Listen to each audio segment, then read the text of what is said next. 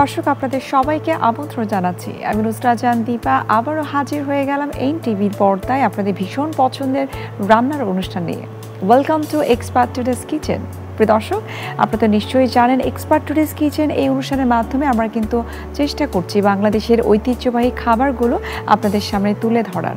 প্রিয় দর্শক, আজ আমাদের সঙ্গে একজন রন্ধনশিল্পী রয়েছেন, তিনি হলেন মিথি। মিথি কিন্তু আজকে আমাদেরকে ট্রেডিশনাল একটা মজাদার খাবার রান্না করে দেখাবেন। মিথি, কেমন আছেন আপনি? আলহামদুলিল্লাহ, ভালো আছেন আপনি? আমি ভালো আছি। আপনাকে স্বাগত জানাচ্ছি আমাদের আজকের অনুষ্ঠানে। জি, থ্যাংক ইউ। আমাদের সঙ্গে ছোট্ট একজন অতিথি রয়েছেন, পরিচয় করে দিন। আমার মেয়ে নিধি। আচ্ছা, আপনার মেয়ের নাম নিধি। মিথি এবং নিধি দুটো নামের সঙ্গে ভীষণ মিল রয়েছে। নিধি, তোমার কেমন লাগছে আমাদের শোতে এসে? অনেক ভালো। অনেক ভালো। আচ্ছা, সব সময় কি তুমি মায়ের সঙ্গে এরকম বিভিন্ন প্রোগ্রামে যাও? জি, সব সময় যাওয়া হয়। আচ্ছা, তো মা তো অনেক মজার নিশ্চয়ই রান্না করে। সব রান্না ভালো লাগে? জি, সব রান্না ভালো লাগে। কোনটা ভালো লাগে বেশি? ডেজার্ট। ডেজার্ট বেশি ভালো লাগে? মাছের তরকারি মজা লাগে না? মজা লাগে, ভালো লাগে। আচ্ছা, একটু ডেজার্ট বেশি পছন্দ, তাই তো? জি। আচ্ছা, সো মিথি, আপনি বলেন আপনার দেশের বাড়ি কোথায়? আমার হোম ডিস্ট্রিক্ট গাজীপুর। গাজীপুরে। আচ্ছা, তো আপনার শৈশবকাল কি ওখানে কেটেছে? ওখানেই কেটেছে। আচ্ছা, এখন কোথায় আছেন আপনি? এখন আমি মোহাম্মদপুরে, আমার ঢাকা মোহাম্মদপুর। এখন ঢাকাতেই আছেন? জি। আচ্ছা, শ্বশুর বাড়ি কোথায়? ময়মনসিংহ। তো গাজীপুর, ময়মনসিংহ কিছুটা কি তফাৎ আছে আঞ্চলিক যে সংস্কৃতির কথা যদি আমরা বলি? ভাষায় কিছুটা আছে, ভাষাগত কিছু আছে। খাবার দাবার সিমিলারই অনেকটা। আচ্ছা, কিছু খাবার কিন্তু আসলে সব জেলাতে কিন্তু মোটামুটি একই রকম, স্পেশাল একটা দুটো থাকে, ডিশ থাকে। জি, আবার গাজীপুর আর ময়মনসিংহ তো পাশাপাশি, তো সেই কারণে মিলে যায়, আসলে অনেকটাই মিলে যায়। আচ্ছা, তো রান্না নিয়ে নিশ্চয়ই আপনার অনেক প্ল্যান রয়েছে, সেটা তো আমরা জানবো রান্না করতে করতে। আজকে আপনি আমাদেরকে কোন রান্নাটা করে দেখাচ্ছেন সেটা বলুন। আজকে আমি সরষে ইলিশ দেখাচ্ছি। আর আমাদের গাজীপুর কাপাসিয়ার একটা ঐতিহ্যবাহী একটা সুইট ডিশ আছে, সেটা হচ্ছে জিলাপি। মাসকলাইয়ের ডাল দিয়ে জিলাপিটা আমাদের পয়লা বৈশাখ আসলেই ওইদিকে এটা করে। আচ্ছা, এটা কি শ্বশুর বাড়িতে, মানে আপনার বিয়ের পরে তারপরে শ্বশুর বাড়ির কাছ থেকে আপনি শিখেছেন? না, এটা আমার বাবার বাড়ি। এটা বাবার বাড়ি গাজীপুরে। আচ্ছা আচ্ছা আচ্ছা। তো আপনি যে রান্না করছেন, রান্না করতে ভালো লাগে এবং আনন্দ নিয়ে রান্না করছেন, কাকে দেখে মনে হয়েছে যে না, রান্নাটা তো আসলে আমার একটা ভালো লাগার জায়গা? অ্যাকচুয়ালি রান্নাটা আসলে আমার মাকে দেখছি এবং উনি আমার ফার্স্ট টিচার। আচ্ছা, তো আমাদের ফ্যামিলিতে আসলে এটা শখ করেই সবাই রান্না করে আমার বাবার বাড়িতে। যেমন এখনও আমার গেলে, আমার ছোট ভাই দেখা যাবে ওর বাবার বাড়িতে গেলে ও একটা ডিশ করছে, আমি একটা ডিশ করছি, বা আমার আম্মু করছে, সবাই ভোজন রসিক বলা যেতে পারে, রান্না করতে পছন্দ করে। তো আমরা তাহলে রান্নাটা শুরু করে দিই, আমাদের কিচেনে আমরা চলে যাই। জি, চলো।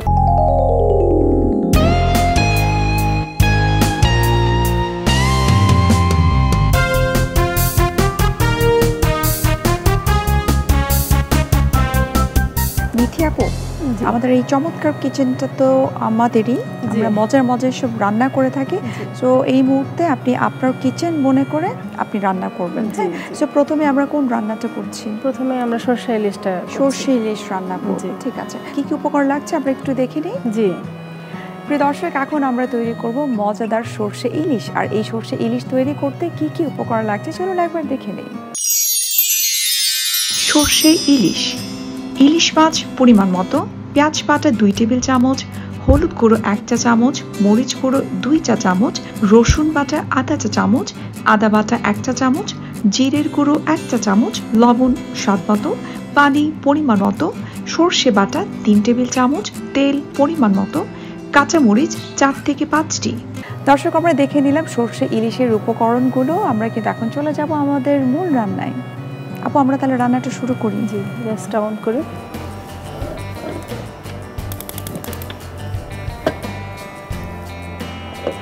এটা গরম হতে হতে আমি একটু মশলাগুলি একসাথে মিক্সড করি। আচ্ছা, এটা পেঁয়াজ বাটা, পেঁয়াজ বাটা 2 টেবিল চামচ। এটা হচ্ছে হলুদ গুঁড়া, আচ্ছা, খুবই সামান্য। মরিচ গুঁড়া, এটা যে যেমন খেতে পছন্দ করে, কেউ ঝাল খেতে পছন্দ করে, কেউ একটু কম ঝাল খায়, আচ্ছা সে অনুযায়ী। তবে সর্ষে ইলিশ বা সর্ষে ইলিশের যে কোনো আইটেম আমার কাছে মনে হয় একটু মাঝারি ধরনের মাঝারি ধরনের হলে ভালো হয়। একটু মানে এটা হচ্ছে রসুন পেস্ট, এটাও আমরা একটু কমই দিই, কারণ সরষে ইলিশের মধ্যে আদা পেস্ট, রসুন পেস্ট এই জিনিসগুলো একটু কম দিতে হয়। আপু ওখানে তো আমরা তেলটা অ্যাড করবো, তাই জি, আমি আপনাকে একটু হেল্প করছি, আমি তেলটা দিয়ে দিচ্ছি। আর এটা হচ্ছে জিরা গুঁড়ায় অল্প, সব কিছুই অল্প দিতে হয়। কতটুকু তেল দেবো? হ্যাঁ হবে চলবে। এখন একটু লবণ, 1 চা চামচ পরিমাণে, বা যে যেরকম পছন্দ করেন। আচ্ছা তারপর এই মশলাটাকে অল্প একটু পানি দিয়ে পেস্ট করে নেব, যাতে তেলে দেওয়ার পর যাতে মশলাটা পুড়ে না যায়। একটু কমিয়ে দিই আঁচটা। সামুদ্রিক যে কোনো মাছে যেগুলো একটু সল্টেড, সেগুলো তো আসলে সল্ট একটু কম দিতে হয়। হ্যাঁ, আমি ঢেলে দিলাম।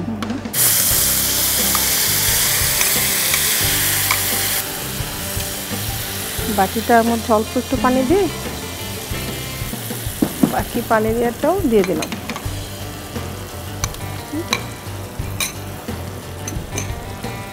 একটু মশলাটা ভালো করে একটু কষিয়ে নিতে হবে, যাতে মশলার কাঁচা ফ্লেভারটা চলে যায় আর কি। যে কোনো রান্নার ক্ষেত্রে তো একটু মশলাটা যত বেশি কষানো হবে যায়, এটার মজাটা তত বেশি আসে। আপু যেহেতু এখন 2 অঞ্চলের মানুষ বলা যেতে পারে, তো 2 অঞ্চলের তো বহু রকমের রেসিপি আপনার জানা হয়ে গেছে। তো প্রফেশনালি আপনি কি কোনো কাজ শুরু করেছেন বা করছেন? আমি প্রফেশনালি আমার একটা ফেসবুক পেজ আছে, মিথিস কিচেন নামে। মিথিস কিচেন, জি। আবার ইউটিউব চ্যানেলও আছে। বেকারি আইটেমগুলি আমি করি। আবার যেমন বিভিন্ন পিঠা উৎসবে আমাদের আঞ্চলিক যে পিঠাগুলি আছে, কিছুদিন আগেও পিঠা উৎসবে আমি সেই পিঠাগুলি রিপ্রেজেন্ট করছি। যেমন পার্টিসিপেশন ছিল। বাহ, সেটাই। তো আমি মাছটা এই পর্যায়ে দিয়ে দিচ্ছি।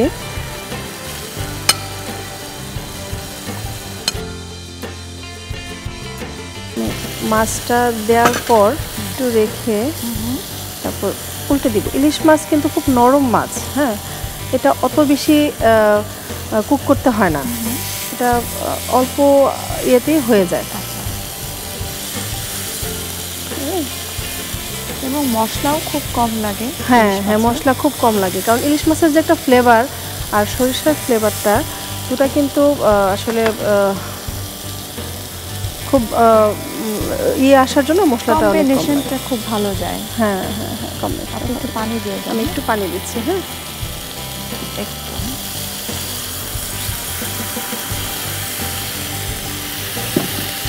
একটু পানির পরিমাণও খুব কম লাগে এবং খুব চট জলদি এই রান্নাটা হয়ে যায়।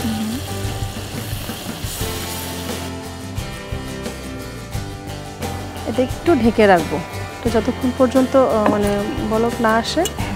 বলক আসা পর্যন্ত খুব বেশি তো মনে হয় রাখতে হবে না। নিধি, ইলিশ মাছে তো ছোট ছোট অনেক কাঁটা থাকে, যদি অনেক মজা। কেমন লাগে তোমার এই মাছটা খেতে? অনেক ভালো। অনেক ভালো। স্কুলে যখন তুমি যাও, হ্যাঁ, টিফিনে নিশ্চয়ই ডিফারেন্ট সব আইটেম মা দিয়ে দেয় রান্না করে। আচ্ছা, কি থাকে, কোনটা বেশি পছন্দ টিফিনে? বেকারিজ পছন্দ করো? Noodles, pasta. আচ্ছা, এই টাইপের কিছু আমার বেশি পছন্দ। তো ফ্রেন্ডরা নিশ্চয়ই জানে যে নিধির মা ভীষণ ভালো রান্না করতে জানে। তো তুমি যখন টিফিন খাও, সবাইকে তোমার সাথে শেয়ার করতে চায়? আমি করি। তুমি শেয়ার করো। আচ্ছা, আমাদের এটা বলক হয়ে গেছে, তো আমি এটা ঢাকনাটা খুলে বাটাটা এখন দিয়ে দিব।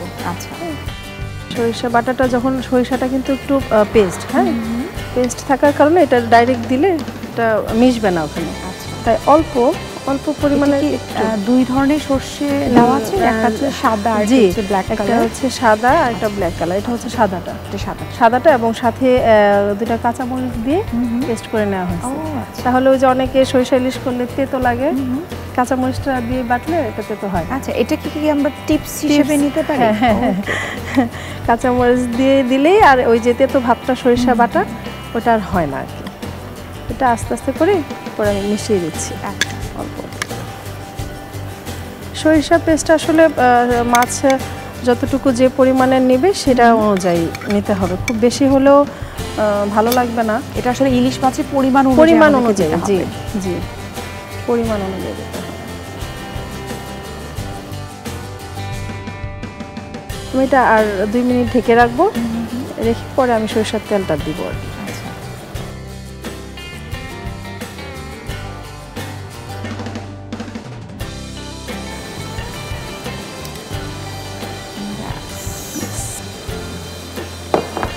এখন আমি ধনেপাতাটা পরে দিব, কাঁচামরিচ, হ্যাঁ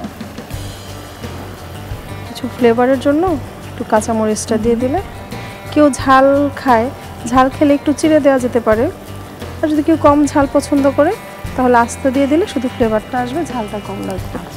হ্যাঁ, আমি এটা আর 2 মিনিটের জন্য একটু ঢেকে দিচ্ছি।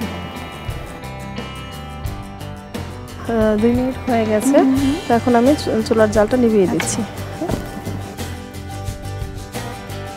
এখন তো আমরা সার্ভ করব, তাই তো? আমরা সার্ভ। আচ্ছা, ওখানে কিন্তু আমাদের চমৎকার সার্ভিং ডিশ আছে, আমরা এখানে সার্ভ করে দিচ্ছি। স্পুন ইউজ করছি। আমাদের প্লেট বাটি সবই কিন্তু খুবই পরিষ্কার এবং নিট অ্যান্ড ক্লিন, কেননা আমরা কিন্তু আমাদের কিচেনের যা যা আছে সব কিন্তু আমরা এক্সপার্ট ডিশ ওয়াশ দিয়ে ক্লিন করে নিয়েছি। আমি জানি না আপনি জানেন কিনা যে আমাদের এক্সপার্ট ডিশ ওয়াশ বার কিন্তু শুধুমাত্র পরিষ্কারই করে না, সেই সাথে কিন্তু জীবাণুমুক্ত করে, জার্ম ফ্রি করে, যেটা আসলে অন্যান্য যে ডিশ ওয়াশগুলো রয়েছে সেগুলোতে কিন্তু খুব একটা ওটা ভালো কাজ করে না। এটা কিন্তু একটা পারফেক্ট একটা আমরা ডিশ ওয়াশ বার বলতে পারি। জি,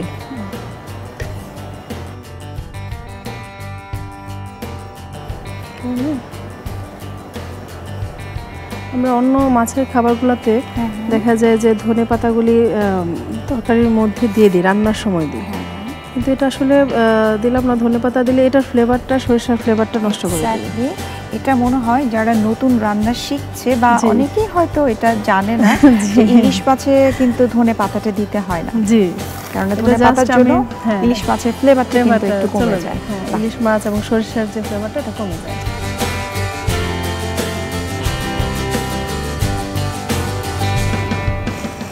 রান্না হয়ে গেল আমার সরষে ইলিশ। ভীষণ ভালো লাগছে, এত মজার একটা ফ্লেভার আমি পাচ্ছি। প্রিয় দর্শক, আমরা তৈরি করে নিলাম আপনাদের সবার পছন্দের, আমার পছন্দের সরষে ইলিশ। আপনাদের সুবিধার্থে এটার প্রস্তুত প্রণালীটি আরও একবার দেখিয়ে দিচ্ছি।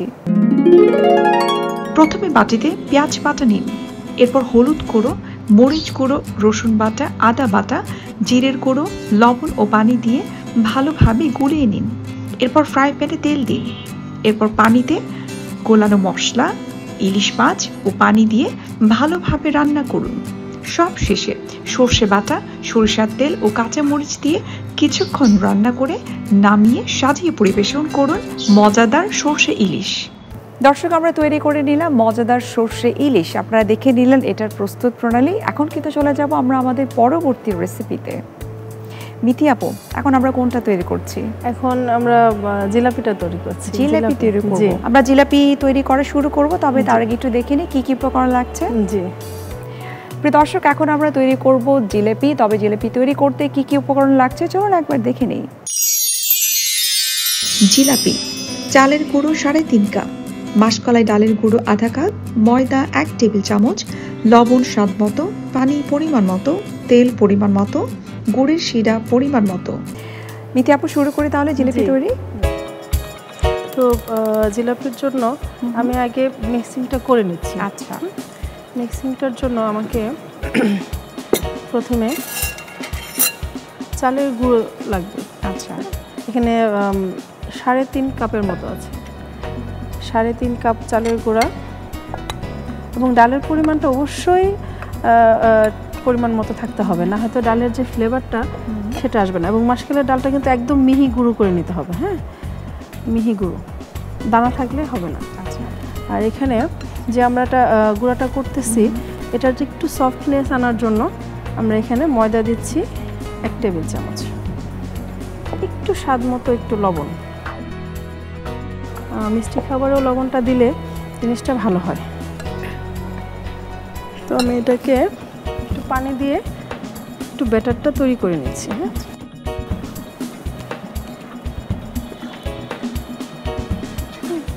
তো এই ব্যাটারটা করে কিন্তু আবার 4-5 ঘন্টা রেস্টে রাখতে হবে। আচ্ছা, এটা যখন 4-5 ঘন্টা রাখবো তখন এটা দেখলেই বোঝা যাবে। উপরে ঢেকে রেখে দিতে হবে 4 থেকে 5 ঘন্টা। আমার সুবিধার জন্য আমি ডোটা আগে থেকেই করে রেখে বোতলে ভরে রেখেছি, এটা করতে আমার সুবিধার জন্য আর কি। তো আমি এখন চুলার জালটা দিয়ে দিচ্ছি, হয় নাই না?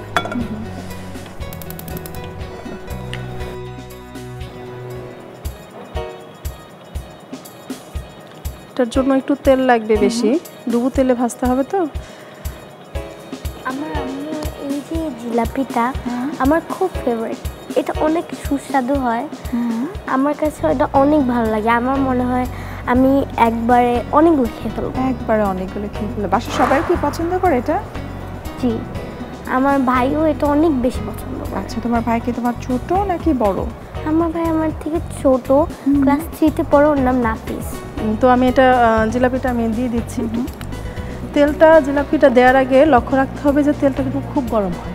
আচ্ছা, গরম না হলে জিলাপির ইয়েটা উপরে উঠবে না এবং ফুলবে না। আচ্ছা আচ্ছা, খুব হাই হিটে হতে হবে। হ্যাঁ, একটু রিস্ক থাকে, একটু সাবধানে করতে হবে আর কি।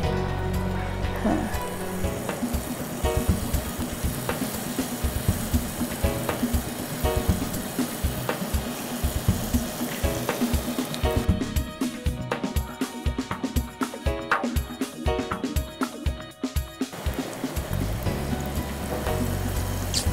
স্টপ করতেছি। তো দুইটাই বড় বড় থাকবে। হ্যাঁ হ্যাঁ, একটু লাল করে একটু ভেজে নিব আর কি। তো আপনার তো পেজের কথা আপনি বলছেন, তো পেজেও তো নিশ্চয়ই ওই জিলেপির অর্ডারটা ভীষণ ভাবে আসে, তাই না? জি, জিলাপির অর্ডার। এবং কিছুদিন আগে আমার ছেলের স্কুলে, ও সেন্ট জোসেফ স্কুলে পড়ে, তো ওর স্কুলে একটা প্রোগ্রাম ছিল, পিঠা উৎসবের প্রোগ্রাম। তো ওটা স্যাররা গার্জিয়ানদেরকে ওই পিঠা স্টল নেওয়ার জন্য দায়িত্ব দিয়েছে। তো আমি স্টল নিয়েছিলাম একটা, তো সেখানে জিলাপি তো দেখলাম যে শেষ হয়ে গেছে জিলাপি। তারপর মানুষ এসে জিলাপিটাই খুঁজতেছে, মানে ভাঙা এক পিস ছিল। এক স্টুডেন্টের শুনছে, আন্টি এটা নেই। হ্যাঁ বাবা, নাও, এটা এমনি নাও তুমি। তার মানে বেস্ট সেলার ছিলেন। হ্যাঁ, একটু ভাজা হবে। হ্যাঁ, আচ্ছা, 2 পিঠ লাল করে ভাজবো। এটা আমাদের একটা ভাজা হয়ে গেছে, এটার তেলটা একটু ঝরিয়ে আমি এটা গুড়ের শিরার মধ্যে দিয়ে দিচ্ছি। আচ্ছা, স্পুন নিয়ে এসেছি আমি, একটু চাপ দিতে হবে। আচ্ছা, তো গুড়ের শিরাটা এরকম হতে হবে, খুব বেশি ভারীও হওয়া যাবে না, আবার খুব পাতলাও হওয়া যাবে না। হ্যাঁ, এইরকম হতে হবে আর কি। একটু হাতে, 2 হাতে আঙ্গুল দিয়ে চাপ দিলে যেন একটু আঠা আঠা আঠা আঠা ভাব আসে।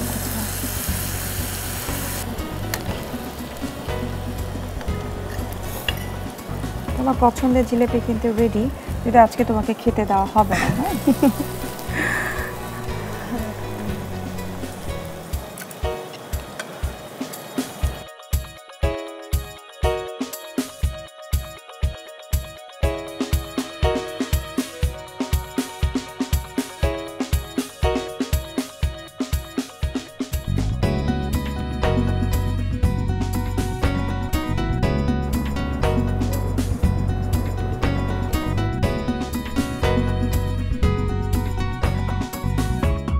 আমাদের জিলাপি রেডি, তৈরি হয়ে গেল মাসকলাই ডালের জিলাপি। বাহ, ভীষণ ভালো লাগছে। আমরা তো জিলাপি খাই, বাট মাসকলাই ডালের জিলাপিটা আমার খাওয়া হয়নি। প্রিয় দর্শক, আমরা তৈরি করে নিলাম সবার ভীষণ পছন্দের মাসকলাই ডালের জিলাপি। আপনাদের সুবিধার্থে এটার প্রস্তুত প্রণালীটি আরও একবার দেখিয়ে দিচ্ছি। প্রথমে একটি পাত্রে চালের গুঁড়ো নিন, এরপর মাসকলাই ডালের গুঁড়ো, ময়দা, লবণ ও পানি দিয়ে ভালোভাবে মিশিয়ে মিশ্রণ তৈরি করুন। এবার ফ্রাই প্যানে তেল দিন, এরপর গরম তেলে মিশ্রণ জিলাপি আকারে দিয়ে ভাজুন। ভাজা হয়ে গেলে গুড়ের শিরায় চুবিয়ে পরিবেশন করুন দারুণ স্বাদের জিলাপি। দর্শক, আমরা দেখে নিলাম মাসকলাই ডালের জিলাপি তৈরি করতে কি কি উপকরণ লাগছে, সেই সাথে প্রস্তুত প্রণালী। মিথি আপু, আপনাকে অসংখ্য ধন্যবাদ এত চমৎকার দুটো ডিশ তৈরি করে দেখানোর জন্য। স্পেশাল আমার খুব ভালো লেগেছে এই মাসকালাই ডালের যে জিলাপিটা আপনি তৈরি করলেন, সেটার জন্য অসংখ্য ধন্যবাদ। এবং নিধি, তোমাকে অসংখ্য ধন্যবাদ, তুমি আমাদের সাথে এসেছো।